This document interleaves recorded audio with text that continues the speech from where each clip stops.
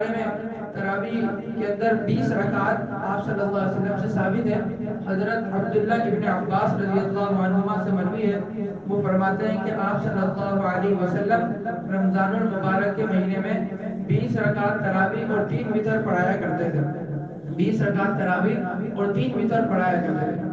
ایک اور حدیث میں جو آتا ہے کہ آپ صلی اللہ علیہ حضرت عائشہ رضی اللہ عنہ کی حدیث ہے کہ رسول اللہ صلی اللہ علیہ وسلم رمضان اور غیر رمضان میں 8 رکعت پڑھا کرتے تھے. پہلی بات تو یہ ہے کہ حضرت جب ان کے مقابلے میں حضرت عبداللہ ابن عباس رضی اللہ عنہ کی حدیث آ چکی ہے اور حضرت عبداللہ ابن عباس رضی اللہ عنہ آپ صلی اللہ علیہ وسلم کے ساتھ ہوا کرتے تھے باہر. حضرت عائشہ رضی اللہ عنہ آپ صلی اللہ علیہ وسلم کے ساتھ ہوا کرتی تھی گھر کے اندر. تو گھر کے اندر کی یہ ہم جو حضرت عائشہ رضی اللہ عنہ والی حدیث ہے اس کو ہم گھر کے اندر کی چیزوں پر معمول کریں گے. کیا مطلب؟ یعنی حضرت عائشہ رضی اللہ عنہ کی حدیث کو ہم تہجد پر معمول کریں گے. اور ان کی حدیث کے الفاظ سے بھی پتہ چلتا ہے کہ انہوں نے فرمایا رمضان اور غیر رمضان میں 8 رکعت پڑھا کرتے تھے. تو تہجد کی نماز رمضان میں بھی ہوتی ہے اور رمضان کے علاوہ میں بھی ہوتی ہے. اور حضرت عبداللہ ابن عباس رضی اللہ عنہ کی جو حدیث ہے انہوں نے فرمایا کہ صرف رمضان میں 20 رکعت اور 3 وتر پڑھا کرتے تھے.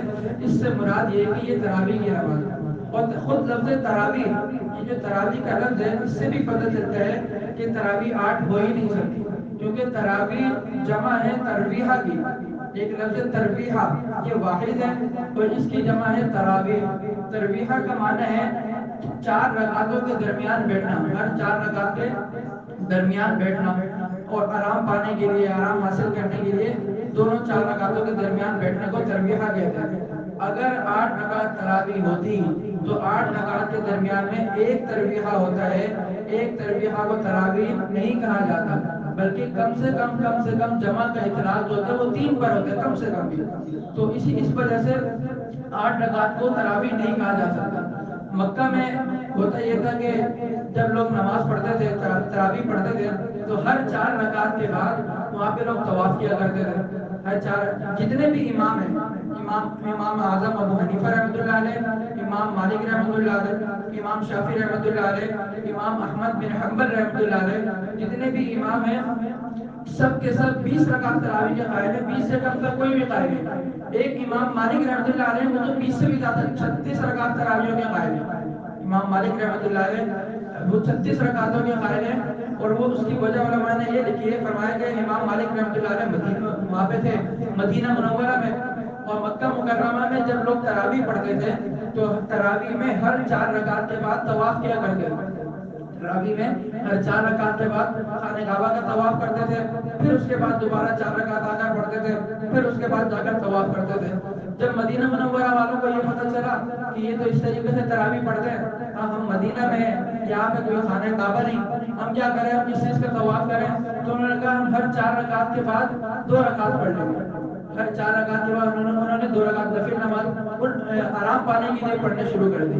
ہم لوگ آرام پانے کے لیے نماز سے جان چھڑاتے ہیں، اور وہ لوگ آرام حاصل کرنے کے لیے ہر 4 رکعت کے درمیان 2 رکعت الگ سے پڑھ رہے ہیں. اس وجہ سے امام مالک رحمۃ اللہ علیہ بھی مدینہ میں تھے، اور وہ ہر 4 رکعت کے درمیان جو تھوڑا سا وقفہ ہوتا تھا تو اس کے اندر وہ 2 رکعت نماز پڑھا کرتے تھے. یہ جو تراویح کی جو تسبیح ہے، سبحان ذی الملک والملکوت، سبحان ذی العزت والعظمت والہیبت والقدرت والکبریاء والجبروت، سبحان الملک الحی الذی لا ینام ولا یموت، سبوح القدوس ربنا ورب الملائکۃ والروح، اللهم اجرنا من النار یا مجیر یا مجیر یا مجیر. عام طور پر یہ تسبیح مشہور ہے اور اس کو کہتے ہیں کہ تسبیح تراویح. تراویح کی تسبیح کے نام سے مشہور ہے. حدیث کے اندر کہیں اس کا ذکر نہیں ہے، بلکہ آدمی اگر پڑھ لے تو کوئی گناہ نہیں ہے، کیونکہ اللہ کی تعریف ہے اس کے اندر، اللہ کی بڑائی ہے، اس نیت سے پڑھنے میں کوئی گناہ نہیں ہے. لیکن اس کو لازم سمجھ کر پڑھنا اور اس کو سنت سمجھ کر پڑھنا صحیح نہیں ہے، کیونکہ ایک چیز سنت ہے نہیں، اس کو سنت بنا لینا یہی بدعت ہے.